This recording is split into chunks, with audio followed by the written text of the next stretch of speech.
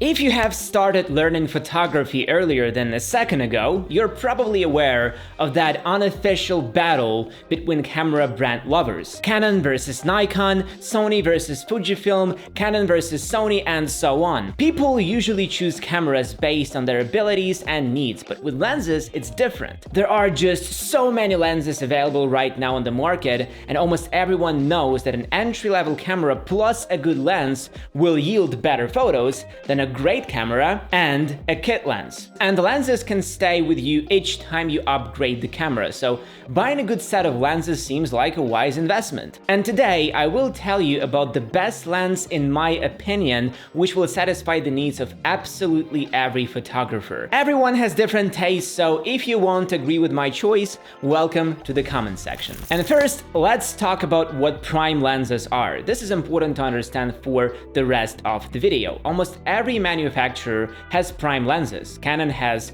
L series lenses with a red stripe on them, Sony has a GM or Golden Master series of lenses, Nikon has a Nikkor 35mm f1.4G and a Golden series, Sigma also has prime lenses, but what is their advantage? Generally, these lenses have a fixed focal length, let's say 24mm or 50mm. And at the same time, these lenses have a very high aperture value, 1.4, 1.2, and so on. Plus, the autofocus on such lenses is much better than on cheaper lenses. But the price tags on such lenses can be shocking. But prime glasses also have one drawback.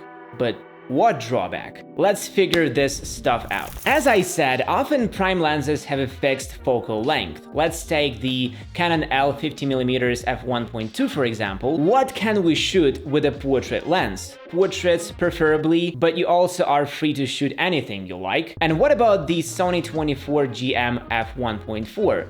Common things, right? Objects, landscapes, general stuff. 70 to 87mm, perfect for shooting objects or, again, portraits. And no matter the parameters of a lens, you're most likely gonna need another prime lens. You can have one lens only if you specialize in a specific shooting format.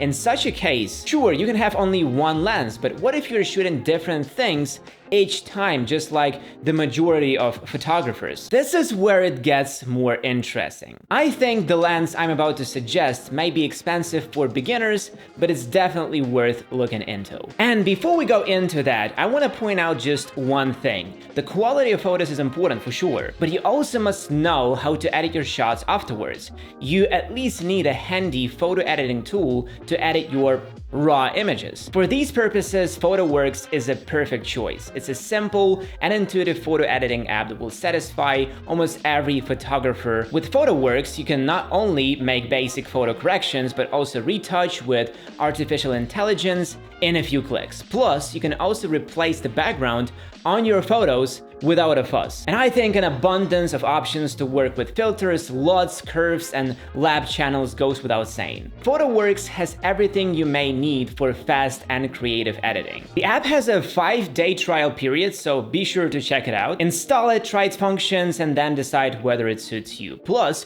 using the link in the description, you can purchase the full version of PhotoWorks with a 60% discount. So click the link in the description, download PhotoWorks, and I will now reveal to you the best and most versatile lens, in my opinion. To be honest, I thought for a long time which lens can be called the best, which lens can replace a bunch of lenses at once. After all, there are so many lenses to choose from, and in that thinking process, I realized that you need to choose not a lens, but a focal length. And fortunately, I know just the one, 24 to 70mm. This choice is very logical. Why would you even need a lens with fixed focal length if almost every shooting is different and requires an individual approach? 24 to 70 is the range that covers almost every scenario and shooting condition. 24mm will make shooting wide-angle stuff like landscapes, weddings, and streets, and 70mm is a perfect choice for zoom shots. Yes, you won't shoot a bird flying up high, but getting closer to the object without a fuss